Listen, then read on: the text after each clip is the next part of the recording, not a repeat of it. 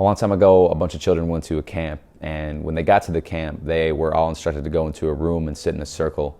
And about 15 minutes later, an old man walked into the room, and in his hand he had flowers, 5 in his right hand, 5 in his left hand. And in his left hand he had fake flowers, in his right hand he had real flowers. And he went around the room and he handed out the flowers in every other hand. And so 50% of the room had real flowers, 50% had fake flowers, plastic flowers. And he instructed the children to smell the flowers, to feel the flowers, and describe what that was like to them. And the kids that had the real flowers, they described the smells that they were smelling, and the touch, and the feeling, and the liveliness of the actual flower.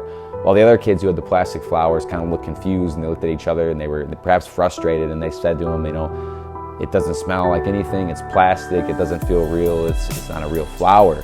And he'd just sit there and stared at them, and they looked at him confused.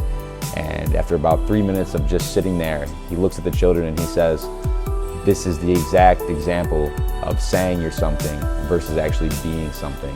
And so it's important to understand that it's easy to say that you're something. It's easy to say that you're a flower, but you can always tell the reality of the real flower versus the fake flower. And so it's important to understand that there's a major difference between saying you're something and actually being something.